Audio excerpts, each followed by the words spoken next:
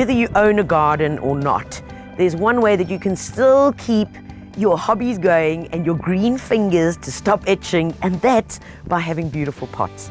And that's the versatility that I absolutely love about them. Whether you've got a patio that can take just 2 little pots and your little bra on the side, or whether you've got a huge garden and you're looking to make some kind of statement, these are the guys that help solve your problems. And for me, they work beautifully to create just a bit of an accent on a bare wall, particularly here, this rock on the back. I just absolutely fall in love. Of course, I've used just plain terracotta. I love a terracotta pot. Why? Because it's the closest that you can get to putting a plant in the ground. Because terracotta being clay, so the temperatures move in, and so moisture moves in and out at the same time.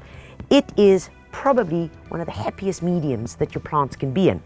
Also, it's timeless. And once you've invested in these, you've got them for life. It's not going to be a plastic pot that after 5-6 years is going to start breaking and fall apart. No, these are here forever. And that's what always attracts me to these beautiful guys.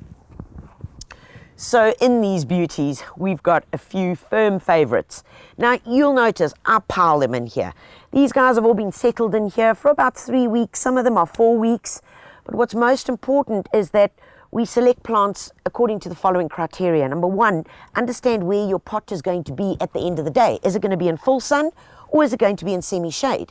So when you are scuttling around the garden centre looking for what plants to combine, always ask the question or read the label if all else fails. Does this plant like sun or shade? These are all sun-loving pots. And you can see by this amazing amounts of flowers on here.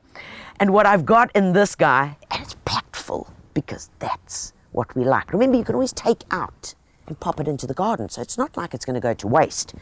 In the center here, I've got one of these beautiful dwarf daisies. Now, it's your common daisy. However, this guy is slightly bred up, so it's more compact with, look at these white flowers. It is just too beautiful. Next to it, dianthus, also known as Sweet William. Beautiful plant, true perennial. When it starts going off, all you do is prune it back halfway and it comes up again. Of course, they come in all different colors. Look at this pink, and these are all edible. Remember your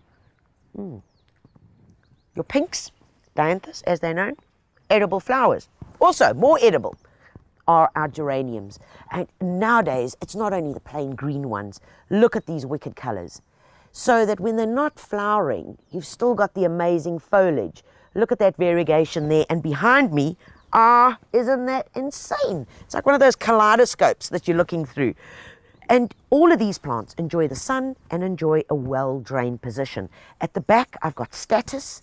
So this is the annual statice, very similar to its other cousin, the Parisii, which gets the blue flower or more of a purple, and going to give me just a little bit of height in the back. In the front, I've got some indigenous bacopa, also known as sutera, and that's just going to trail over the edge, and you can see it's very happy there. And right on the side, some scaviola, fanfare. You can see why it's called that. Look at that fan shape. You get this in white and as well as a purple. But basic formula, on the sides, oozing over. A central plant, and then 3 intermediate. Okay, got that. Center plant, 3 intermediate, and then something to ooze off the edges. And remember, with all containers, it's about feeding, because these guys can't send their roots anywhere, like to your neighbor to get a cup of sugar. They can't. So remember to feed them regularly and water them well, and make sure that you water till the water comes right out at the bottom of the pot here. And in that way, you've got glorious color for months and months on end. In this pot is the center plant. We've got a foxglove digitalis, gorgeous and sturdy. Around the edge, petunia, night sky, osteospermum in the yellow, and a little bardens. Beautiful colors, all complementing each other. In the big pot, I've got a cypress as the center plant, which also has a lovely lemony fragrance. Some pelargoniums or geraniums, calendula with also its edible flower, dianthus, more of the status, which is just a follow through and a bit of repetition. And the grey foliage at the back is called lotus, lovely and cascading with a bright orange flower. A bit of regular maintenance is always required, and that's in the form of finger pruning or deadheading. So your thumb and your forefinger, all I want you to do is go around the plants, have a look at them, see what's busy going over, follow the stem all the way down to where it joins the plant, and just nip it off. And the more you do that, the more you're going to encourage new growth and new flowers, of course. And where they're pots with water draining through and you've got them on pavers, maybe with some leaves falling around, a bit of mold is going to grow and you're going to want to keep it nice and clean.